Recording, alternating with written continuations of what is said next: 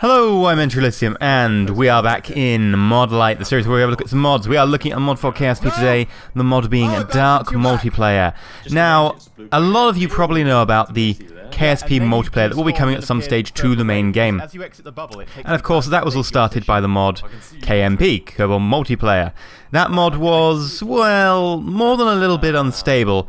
It worked, but it was a little bit, well, hit and miss as to whether it worked particularly well. I actually got a video that I did a while ago of me playing around on it for New Year's. I will put the link below. It was kind of fun, but it was something I was a bit reticent to go back to because, well, your results were a bit hit and miss. You'd get a lot of bugs like, you know, ship duplication and so on. So whether you'd actually get a decent long-term experience rather than, you know, just a bit of fun, but, you know, you wouldn't really want to carry out an entire campaign on there. That was really a hit and miss sort of thing. But Dark Multiplayer, which is a successor to Kerbal Multiplayer, Dark Multiplayer basically took Kerbal Multiplayer plugin and, well, it took it a stage further. It ripped out some of the old code, it replaced some of the new code, and it's actually pretty damn amazing. So Dark Multiplayer is the new Kerbal Multiplayer plugin, and I would thoroughly and utterly recommend it. I was playing around on it the other day with both Harv and Chicken Keeper, and then I tried setting up just a private server on my computer, just for, you know, just a bit of trial running, and that worked perfectly as well. It's incredibly stable. So let's have a quick look. How does it work? Well, KSP has this time zone functionality in that, you know, you can time warp into the future so that you don't have to spend the entire voyage to the moon staring at the blackness of space and, frankly, getting a little bit bored, kind of a little bit cramped in those command pods. So in KSP you can fast forward. Now if you're on a server, how would you handle that? Well, Kerbal Multiplayer plugin and thus Dark Multiplayer plugin came up with quite a good mechanism to avoid that. You can speed yourself up, and then you just have to sync with the server. So everyone exists at their own time. So if I take off from the launch pad and I go into orbit and I time accelerate and then come out of it, I will be a year in the future. I know, I'm coming for you. Someone else who hasn't done any time acceleration will be a year in the past. And we can only start interacting once they sync to the server. So once you're in a stable position, so you're in a stable orbit, you can just hit the sync to server button and you can sync to anyone in the future. It works. It works very well. And I think it's something that really, it takes the mechanics as you expect them and doesn't break them in any regard and allows them to work across multiple people. So I love this feature. Now, getting on to other things, stuff like, well, there is only one launch pad and there is only one runway. Now, how would you organise that with multiple people? Well, KMP, and of course then DMP, had the very good solution of having a safety bubble. That being that you cannot interact or see anyone once you are within, I think it's a certain distance, I think it's about 500 meters or something, from the launch pad or the runway. Just so that when you're on the runway, no one else is on the runway with you until you get outside that bubble, and then you can start seeing people. So it stops you spawning your rocket inside someone else's rocket because you're all waiting to get onto that launch pad. However, once you are outside that bubble, it can be a little bit interesting. So for instance, if you were taking off in a rocket and you were trying to time it so that you could launch with your friends and you could go into space together, and you get the timing wrong, well, I'm 21 kilometers. You can end up colliding with a rocket mid-launch, as you will see right here. Ready to launch. Elysium, you go first, and then I will launch after. 3, 2, 1, launching! 3, 2, 1, now launching. I'm quite slow, by the way. I fell. You, what? I forgot to put my engine in the same stage as the, I'm currently going 40 meters per second. I can see you below me now. I'm going 50 meters per second. Are you Untitled Spacecraft? Yes. Name your spacecraft. Oh, you're right above me! Hi! Hello, I'm gonna cut my engines. I'm putting my extra engine on, don't worry. So I'm gonna let you... Oh no, I'm catching, no! I can't wait to do this. I demolished you. I demolished did you you. crash? Yeah, I demolished him. And that is why you have to go to the side. Problem is, one of my SRBs has gone. Too high, you're gonna die.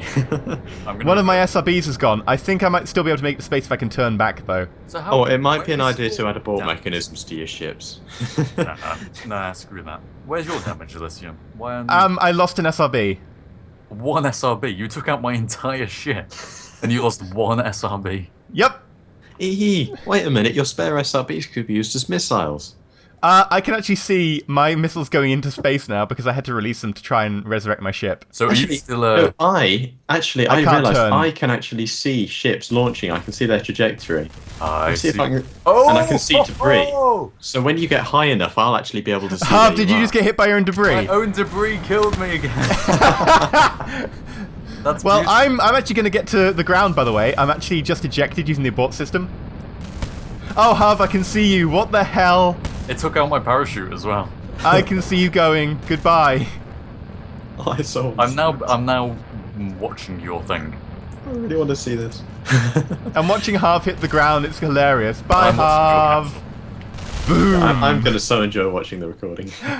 Yeah. Oh, this is brilliant. I missed that. Now, as you can see, there is quite a lot of fun to be had there, and you can even go to space and meet up with your friends, Rendezvous, and actually just high-five them with Kerbals, or wait for them to push their head up against the window of your command pod. Either way, Harv, either way, whatever you want to do. And it works. I did not expect this amount of reliability from a mod. I mean, I can see Kerbals pushing their heads against my command pod, and it's a mod to a game that's single player and allows multiplayer with such a degree of accuracy in a physics-based game that I can see a Kerbal whacking his helmet into my command pod. That's But that's my spaceship. unexpected. Oh, I've just been flung away. Actually, Now, of course, there are two other things inside of KSP, one being planes, and of course the last one being rovers. I guess you could argue that there is boats as well, but considering that all boats are basically some form of plane or rover that just happens to use jet engines to push itself over the water without falling apart if you're lucky, we'll kind of ignore boats for now. I haven't tested boats. It'll be interesting to see how they work. I expect they work, well, a bit like buggies, probably. So, with planes, now, how well do planes work? I've said that rockets work fairly well, and you can actually watch each other, you know, flying side by side into space, gloriously exploring the frontiers together. But how about planes? Because planes are a little bit more of a different kettle of fish. They tend to have a bit more of a finesse. There's a bit more fine-tuning to their flying, whereas rockets follow pretty much a ballistic arc. Planes, they aren't quite as good as rockets. There is a little bit more juddering in how you observe other people and how their position is updating on your screen. Yeah, he's vanished for me. But it's perfectly feasible to fly side by side. Still flying. It works. I mean, it's not perfect. You can, of course, see here there's quite a lot of juddering going on. And as people are just trying to get near me, they are phasing in and out, and occasionally they will disappear entirely. But it does very much work. Now, there is, or at least there are, a couple of interesting, well, I guess you'd call them bugs. Firstly of which, if someone collides with your plane in midair, they update on their end, and, well, their plane, you know, falls apart, and the plane they hit falls apart, but your plane doesn't, because your plane doesn't register the hit. What has registered the hit is their version of your plane, which means that you can have the very odd experience of someone colliding with your plane, seeing debris from your own plane falling below you to hit the ground, and yet your plane being perfectly intact, and you're still flying it. As you can see here, part of my plane is falling serenely towards the ground after Harv has collided with me, and I'm still flying. It's an odd experience. It's a bit like looking into a parallel universe where something else has gone horribly wrong. But that aside, it still works fairly well. You know, you're not going to get mid-air docking or, you know, perfect, beautiful dogfights or whatever. I'm going to go and get a rocket. And you know what? And then you two have got to try You can actually fly roughly side by side. Yeah, okay. I'm gonna launch And it does work. Oops, I accidentally launched. Now, this actually performed even better when I set up a private server. This was just jumping onto one of the public servers that's available. A list of servers, by the way, will be in the description below. Wait, you're gonna use a mod? And, well, when I set up a private server, it was just me and Harv. Harv actually had enough updates and could see enough of what was happening to me that when I had an asymmetrical flameout on my engines and I ended up in a flat spin and crashed, Harv Oh no, I'm gonna crash actually without saw you having to every do bit anything of about that and knew that I'd gone into a flat spin. That's pretty good, that it updated enough that he could see a flat spin happening to me. I'm very pleased with how that happened. it. You So, the hangar, didn't you? well, flight isn't perfect. It's I can see pretty explosions. nice. That's amazing. Now, of course, the last thing to note really is buggies. Now, buggies, unfortunately, actually live up to their name. They are fairly buggy, if you excuse the bad pun. I'm awesome. Why are you Yeah, for some reason, we were getting a lot of juddering when we were going in buggies. Now, I wouldn't have expected this to be the case. Buggies would have been one of the simpler ones. But this was actually getting, when we were testing them at least, towards prime time on the server. And, of course, a lot more people joining meant that, well, things started to be a little bit more interesting. As you can see here, you get some sort of random explosions falling apart and a lot of bouncing around. Buggies didn't perform as well as I would like, but, well, buggies are pretty much the last thing you think about in KSP after, rockets and planes. And of course, it was getting to server prime time, so it could be not particularly representative of how they normally act, but you could still somewhat use them. Did you like them? They're exploding currently, they're not... Let me just... There you go. Oh, now, there are a couple of things I have just glossed over. I'll just go over them quickly. Firstly, there is a screenshot functionality that allows you to just open the screenshot tab. Yeah, where are you? Click on upload, and it will upload a picture of your screen, and everyone can go and look at that quite easily by opening the screenshot tab and clicking on with the player name that's red, meaning that there is more screenshots to be downloaded. Just doing that will download a screenshot, and you can see what's going on, so you can actually send them pretty pictures from your base on the moon, and everyone can be jealous. Or, in fact, you can send them pictures of you tailing them in your plane about to ram them. That's pretty damn fun. I'm going to use RCS to get right next to you. Now, a lot of you are probably asking, right, you've sold me. How do I set this up?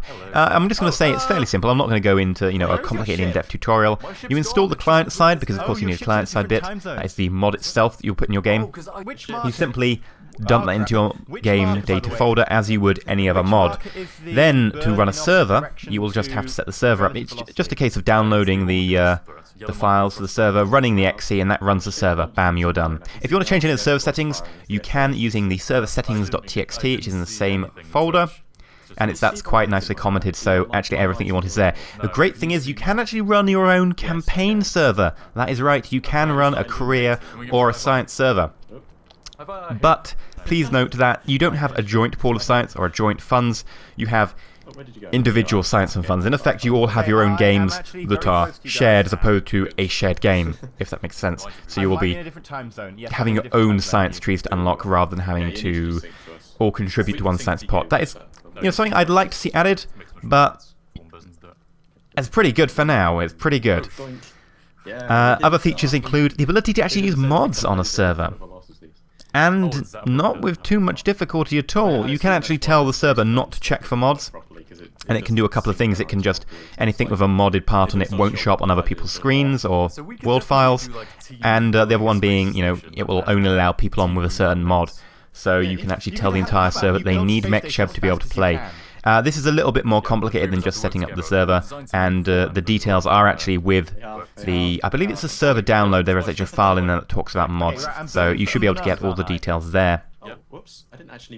Now, if you are actually trying to host your own server locally, and you want to be able to friends to join, then you'll have to use either something like Hamachi or something that will allow you to set up a tunneling system, or you'll have to open the port on your router. I believe the default port is 6702, so 6702 is the default port, and you'll need that open on your router and heading towards your computer. If you don't know that much about port forwarding, I recommend you just use something like Hamachi or something. That said, well, the server is actually fairly easy to set up for something like this. I was expecting, having to do some complicated fiddling, and actually, as soon as I set up the port and just ran the executable for the server, it worked, and I was able to run a local server. I'm actually incredibly impressed with this plugin. That's pretty much all I have to say, because this mod does work, and if you were looking for a multiplayer experience, about KMP time, maybe like 6 months ago, I was saying, it's interesting, it's definitely an amazing technical achievement. They've managed to make a plugin, basically a mod for a game that's a physics game, and they've managed to make it multiplayer. I mean, that's a brilliant technical achievement, and of course it's the thing that made Squad go, yeah, okay, we're going to add multiplayer, because initially up until that point, Squad had been saying, no, there won't be any multiplayer, it's going to be basically impossible. And it's a brilliant technical achievement at that point, but KMP was a bit too buggy and a bit too unstable to really prove, a proper playing experience. It wasn't something you could, go on and enjoy regularly. It was a bit of fun for novelty, but it was a bit too unstable to actually run, every day. Okay. DMP, on the other hand, my experience with it so far, and I've played maybe, I don't know, 4 hours of it so far, a little bit on a private server and a little bit on one of the generic public servers when it wasn't peak time. It's still not with me. I think that that is perfectly possible to have and play, Okay, fine. Chris, and you're not synced it to with be me yet. stable and to enjoy. Oh, you're above me. I can see mine. I can see you. Not just for novelty's sake, but actually having a shared world with your friends and being able to run around and, you know, do all your science, setting up a space station orbit that you all contribute to.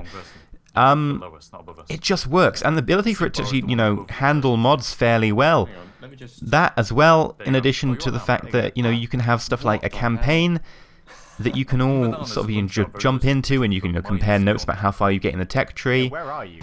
Oh, there you are. Honestly, I'm incredibly impressed, and not only is it an amazing technical achievement, but it's actually really fun to play. Now, of course, there is, you know, a fair amount of judding I'm around, going straight but up, and I've engaged at the my end of the secondary day, booster. I'm going a little west. it's pretty damn good. Harv, I'm coming for you. You should go a bit east. So close. You should go I have to say, Which one's east? it all works really well. Now, there is also an integrated little a chat plugin, so you can talk to them over the text. I'm catching on you very fast. But I would normally recommend, if you're going to be doing this and you're going to have, you know, a small group of friends, you end up using something like Skype or something like that, another sort of a voice over IP system, because, well, it's a whole heap of fun. And we were using Skype while playing on the DMP server, and as with some games, you do find, especially with some of the more beta-y type things, and, you know, particularly with mods add a multiplayer, that by having also something like Skype open, you can end up degrading the service. We didn't find a massive loss in the performance by having Skype open and using it at the same time, and DMP performed fine. Honestly, it's impressive, and I know I'm going to keep coming back to this, but DMP is one hell of a piece of engineering. It's damn good, and I am thoroughly impressed. Anyway, I'm going to call it there. I've been EnterElysium. This has been an extra special episode of Modlight. I've had to post-commentate this because we were just having too much fun playing it when we were actually on the server. I would thoroughly recommend it if you can, you know, actually face setting up and doing some port forwarding to set up your own private server. Otherwise, maybe just pop onto one of the public servers and have a little play around at any of your non-peak times. Peak time can get a bit busy, which of course has the expected juddering and issues with that. Links are, of course, down below as per the usual, and if you found this episode of Modlight particularly, you know, enlightening or useful, or you've just found it amusing, please like, that's actually really helpful, and if you want to see more Modlights or anything else I really have to offer on my channel, then subscribe, because, as always, it's particularly great. I've been EnterElysium, and as always, stay shiny.